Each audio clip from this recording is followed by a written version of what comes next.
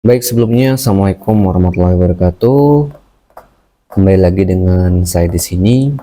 Pada pertemuan ini kita akan membahas tentang algoritma dan pemrograman yang nanti kita masih masuk pada tahap pengenalan Python dan masuk subbabnya adalah tipe data. Nah, nanti pada pertemuan ini kita akan masuk lebih fokusnya bagaimana kita fokus kepada penggunaan variabel, apa itu konstanta, dan juga nanti studi kasus bagaimana kita penerapan variabel dalam penggunaan algoritma dan pemrograman nantinya. Nah, di pada subbab ini selalu kita tekankan, selalu saya awali bahwasanya variabel itu merupakan tempat penyimpanan data. Nah, sedangkan tipe datanya itu adalah jenis data yang tersimpan.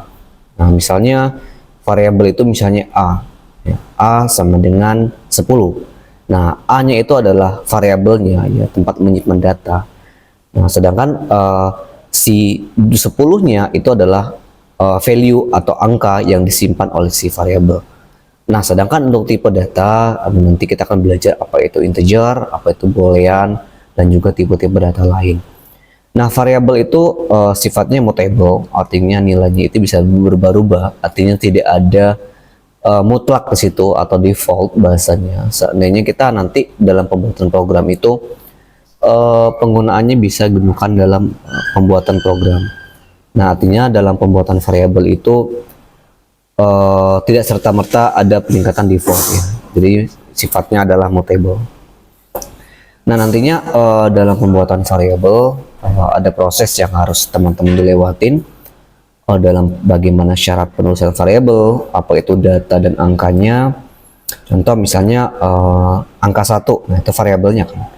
Nah, sedangkan nilainya kita butuh berapa? Ya, nilainya 20. Nah, jadi si variabel angka 1 ini tuh variabelnya itu tempat menyimpan datanya, sedangkan nilainya berapa? Misalnya di sini saya bikin contoh variabel 2. Nah, itu kan variabelnya kan.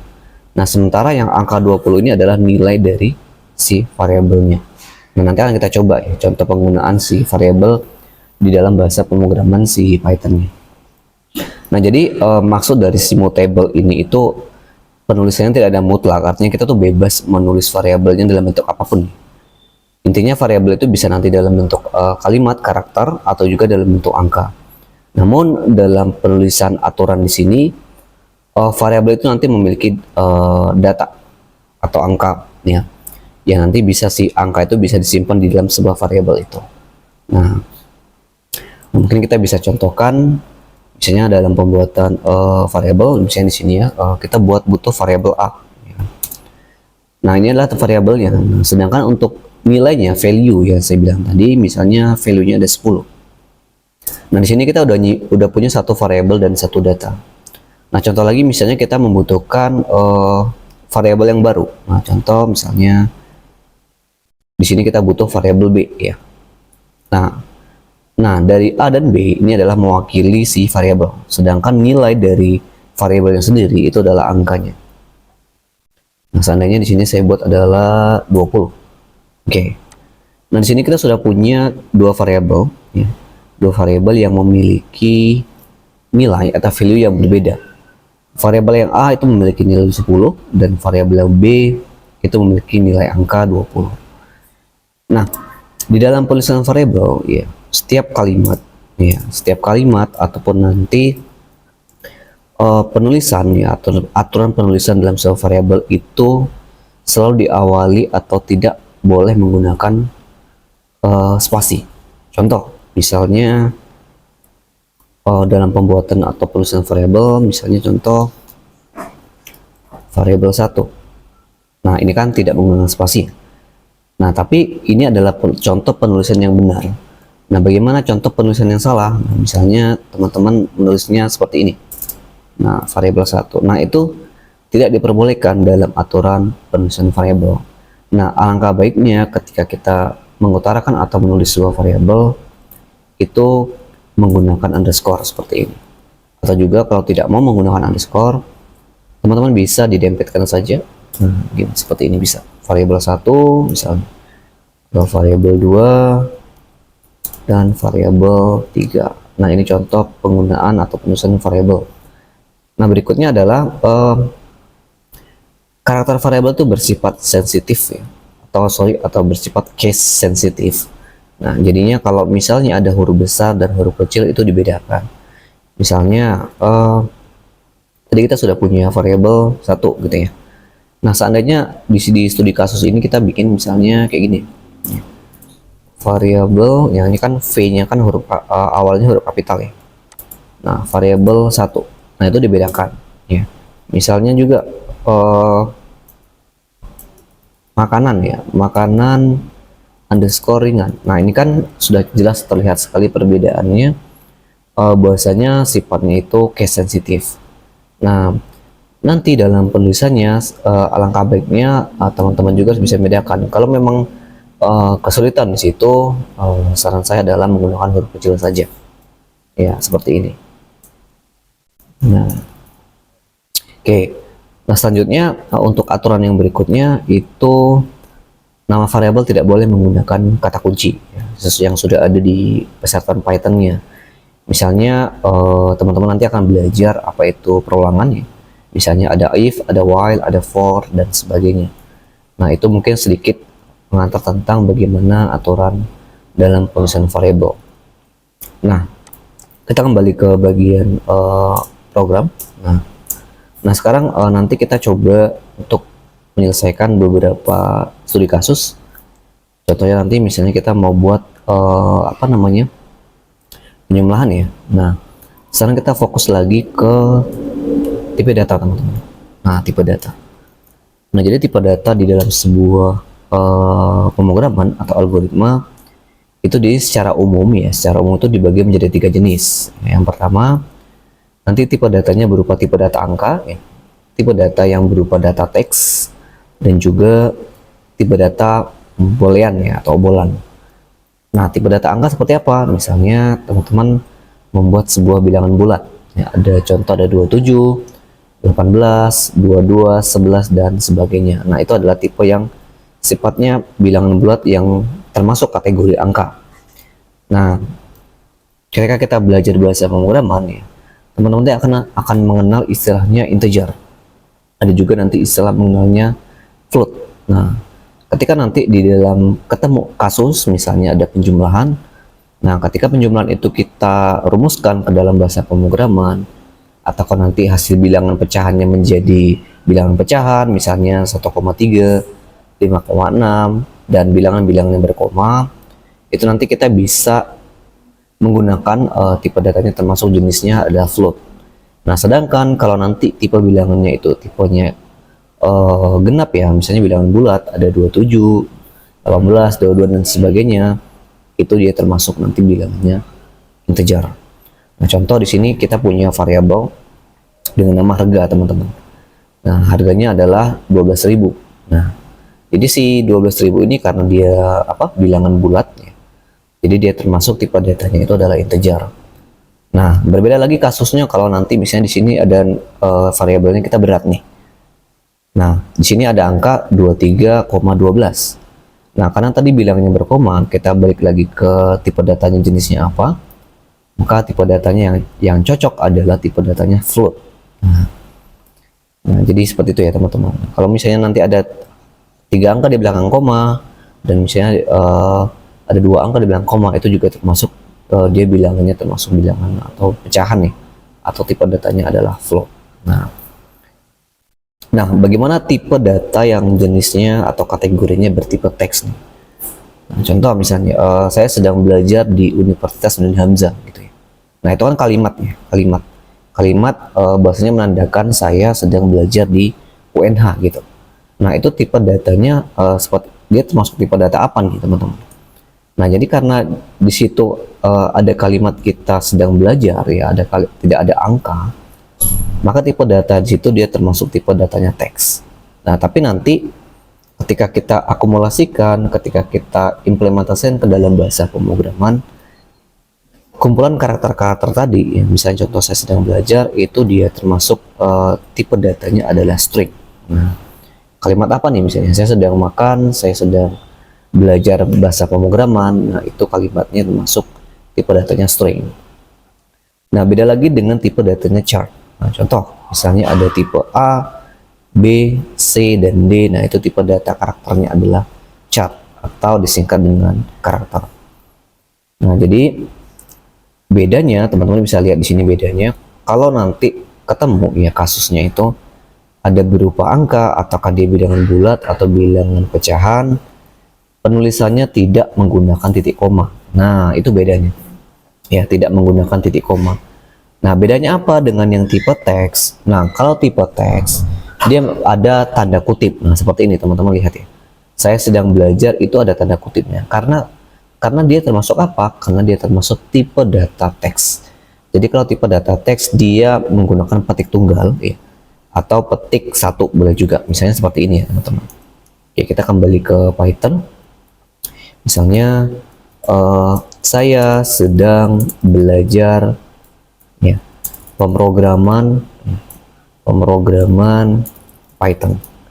Nah, inilah yang masuk tadi adalah tipe datanya tipe teks atau kita singkat dengan string. Nah, jadi harus dibedakan. Jadi kalau misalnya dia seperti ini, ya saya bilang kita punya variabel a ya, sama dengan 10. Nah, ini kan kita sudah punya variabel dan nilainya adalah 10. Nah, kenapa pertanyaannya 10 tidak kita kasih kutip seperti ini gitu ya. Nah, kita balik lagi ke laptop tadi. Jadi setiap bilangan ya, atau tipe datanya itu angka 12, 23 yang termasuk angka atau bilangan pecah atau bilangan bulat, dia tidak menggunakan tanda kutip. Nah, sedangkan kalau yang string itu selalu kita menggunakan, atau chart itu kita menggunakan tanda kutip. Nah, perbedaannya di situ teman-teman. Oke, baik, kita lanjutkan lagi. Nah, perhatikan di sini ya. Contoh misalnya nama variabelnya itu Ivan, teman-teman. Nah, di situ karena dia tipenya adalah tipe teks, maka dia dikasih tanda kutip. Nah, jenis kelamin juga seperti itu. Ada L laki-laki dan alamatnya. Nah, itu kan semua menggunakan teks, makanya dia ada tanda kutip. Nah, berbeda lagi nanti kalau di situ misalnya ada variabel umur. Nah, umur misalnya 30. Nah, tanpa menggunakan tahun ya. Nah, itu nanti karena angka, nah kita balik lagi ke angka tadi, dia tidak menggunakan kutip. Jadi seperti itu ya perbedaannya. Nah, ada lagi namanya tipe boolean. Nah, tipe boolean ini maksudnya adalah tipe data yang hanya memiliki dua nilai, ya, yaitu true and false, ya, 1 dan 0. Nah, mungkin kalau nanti teman-teman akan belajar bilangan biner ya, 1 dan 0 nanti akan memahami. Jadi misalnya bergerak. Nah, misalnya ada variabel namanya bergerak. Nah, bergerak itu di sini tipe datanya true. Nah, artinya benar. Nah, sedangkan misalnya kalau ada variabel namanya nyala, ini contohnya 1. Nah, jadi dia hanya bisa mengenalin true and false atau 1 dan 0. Nah, jadi sebenarnya tipe data boolean itu kalau kita implementasikan ke dalam bahasa pemrograman, yang contohnya seperti ini nih. Misalnya ada biodata ya, program biodata penduduk desa. Nah, namanya Hartono gitu ya. Alamatnya Mataram. Oke, ini tipe datanya adalah teks ya, string. Umur, nah ini umur adalah tadi apa? Integer ya, angka. Tinggi ini integer, tipe datanya 170,5. Nah, menikah. Nah, menikah ini artinya dia kan kalau misalnya kita lihat di kehidupan KTP misalnya ya. Menikah itu kan ada false and true, apakah dia sudah menikah atau belum. Nah, jadi ada dua, ya kan? Kasusnya itu ada dua, menikah atau belum. Nah, karena di sini false, artinya dia dianggap belum menikah nih. Nah, jadi seperti itu teman-teman. Nah, tapi kalau kita perhatikan lagi di program contoh di depan. Nah, di pernyataan itu ada pernyataan if. Nah, nanti kita akan belajar. Nah, if, nah jika, nah maka dalam bahasa pemrograman itu nanti ada percabangan ya teman-teman. Ada if jika menikah, ya, jika if menikah, print statusnya menikah. Nah, else jika tidak, ya print maka statusnya adalah belum menikah. Nah, tapi maksud si boolean ini adalah dia hanya bisa membaca dua kondisi ya teman-teman, antara false atau and true seperti itu. Nah, oke. Nah, sekarang kita coba menggunakan konversi tipe data ya. Maksudnya tadi kita sudah belajar apa itu variabel, apa itu tipe data. Nah, contoh misalnya kalau kita gunakan dalam bahasa pemrograman ya teman-teman. Oke, sekarang kita balik ke tempat tadi. Nah, sekarang kita punya dua variabel. ya, punya dua variabel, variabel A dan variabel B. Nah, kita coba menggunakan algoritma struktur penjumlahan ya teman-teman. Nah, sekarang kita mau coba tambahkan variabel baru dengan nama C. Oke, dengan nama C. Nah, apakah bisa Pak kita tambahkan A dan B ini? Bisa saja. Ya, maksudnya kan kalau operator penjumlahan kan kita tinggal tambahkan saja ya. Misalnya A ditambah B. Nah, kita jalankan ya. Kita jalankan, kita simpan dulu misalnya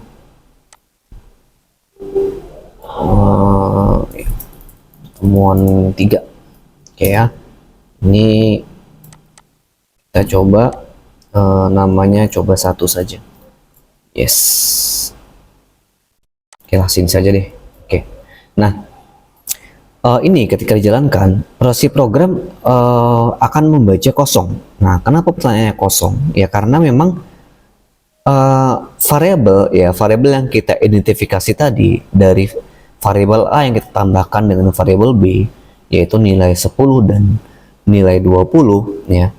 Si variabel C akan membaca A dan tambah B. Nah, seharusnya kan kalau logikanya 10 tambah 20 kan hasilnya 30. Nah, di sini kita belum memunculkan si inisiasi si C-nya tadi. Nah, makanya kita perlu kalimat print. Nah, mungkin sebelum pertemuan sebelumnya udah pernah belajar fungsi print ya. Ya, fungsi print kita udah pernah belajar, maka kita perlu memunculkan hasil penjumlahannya dengan menyebutkan variabelnya. Oke. Nah, maka secara otomatis akan menghasilkan 30. Nah, begitu juga dengan yang lainnya. Nah, seandainya kalau misalnya kita mau bagi lagi nih ya. Di sini kan penjumlahan. Kita mau bagi lagi hasil penjumlahan ini, kita bagi menjadi berapa? Misalnya kita bagi menjadi 3 seperti ini ya. Nah, maka secara otomatis si program akan otomatis menjumlahkan dulu ya. A tambah B berapa tadi hasilnya 30. Nah, 30 bagi 3, nah itulah hasil akhir dari si program ini. Nah, gini ya. 30 bagi 3. Nah, jadi 16,66. Nah, ini termasuk tipe data apa tadi? Nah, integer. Nah, gitu ya hasilnya. Oke. Nah, atau bisa juga teman-teman seperti ini. Kita buatkan misalnya buka kurung ya. Kalau di dalam matematika dasar itu kita bisa buatkan juga dalam bahasa pemrograman seperti ini. Nah, jadi nanti si program akan menjumlahkan dulu, baru kita bagi 3. Oke. Nah, ya, 10. Nah, sorry, kalau tadi ya, kalau tadi itu kenapa hasilnya adalah 16 ya? Kan 10 tambah 20, 10 ditambah 20 kan itu 30 ya. Nah, 30. Nah, idealnya kan kalau 30 bagi 3 kan 16 ya. 10 ya kan, 10. Nah, jadi sorry tadi mungkin ada kesalahan sedikit. Nah, ini yang benarnya ya dalam penulisan. Nah, kalaupun nanti teman-teman mau metodenya yang lain, misalnya kita butuh variabel D gitu ya. Variabel D mungkin seperti ini ya, kita sebutkan inisiasi 3. Nah, bisa juga seperti ini gitu ya. Nah, kita buatkan misalnya variabel hasil. Oke. Nah, kita mau jumlahkan tadi ya. Kalau kita mau secara prosedural, misalnya C dibagi dengan D. Nah, maka di sini bukan print C lagi, maka kita baca dari hasil ini. Nah, berarti adalah print sama dengan hasil. Print hasil. Nah, kita jalankan ya, kita lihat. Nah, 10 ya. Jadi si program misalnya teman-teman lihat nih ya. 10 ya, 10 ditambah 20 adalah 30 ya kan. 30 ini ngebaca di sini. Nah, 30-nya kan tadi hasil dari penjumlahan A dan B ya. Nah, 30 ini adalah hasil yang si C ya. Si C-nya itu kita bagi lagi variabelnya dengan si D yang nilainya 3. Maka 30 dibagi dengan 3 hasilnya adalah 10. Nah, seperti itu teman-teman dalam penggunaan bahasa pemrograman untuk yang operator penjumlahan. Oke, jadi teman-teman udah mengetahui bagaimana proses penggunaan operator dan variabel. Nah, oke, kita kembali lagi ke laptop teman-teman ya. Nah, selanjutnya, tipe float. Nah, tadi ya, kalau kita berbicara konversi data gitu ya. Nah, Python itu sebenarnya dia telah mengotomatisasi, artinya dia bisa membaca secara otomatis, mendeteksi tipe data yang tersimpan dalam variabel. Nah, misalnya contoh ya, tadi kita sudah buat di program A sama dengan 10 dan B sama dengan 3 ya. Jadi otomatis variabel C-nya A dibagi B, maka hasilnya 10 bagi 3 print. Nah, hasilnya berapa? Nah, contoh ya, pembagian nilai A dan B menghasilkan nilai 3 integer. Kok kenapa demikian gitu? Pertanyaannya kenapa demikian teman-teman? Seharusnya kan kalau idealnya ketika kita hasil cetak print C, itu kan hasilnya pasti berkoma ya, 10 bagi 3 itu pasti berkoma. Nah, karena nilai A dan nilai B itu kan tipenya integer tadi teman-teman ya. Kita balik ke materi sebelumnya, itu kan tipenya integer, maka hasilnya pun integer gitu. Nah, bagaimana dengan hasil komanya? Nah, komanya kok hilang? Nah, seharusnya kan tipe datanya koma kan. Nah, jadi kita konversilah tadi tipe datanya itu menjadi bilangan pecahan atau float. Nah, jadi kalau misalnya nanti kita konversikan ke float yang angkanya berupa koma-koma, kita bisa menambahkan float di situ.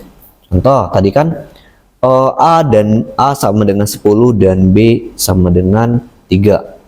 Nah, kalau kita menggunakan tipe datanya konversinya menjadi float A dibagi float B, maka hasilnya 3,333, atau kalau kita bulatkan 3,34 gitu ya. Nah, itu kalau menggunakan tipe data atau konversi tipe data yang float. Nah, jadi fungsi float di sini tuh, float itu sebenarnya untuk mengubah nilai A ya menjadi 10.0 dan B menjadi 3.0. Nah, jadi seperti itu. Jadi fungsi float itu untuk merubah konversi tipe data.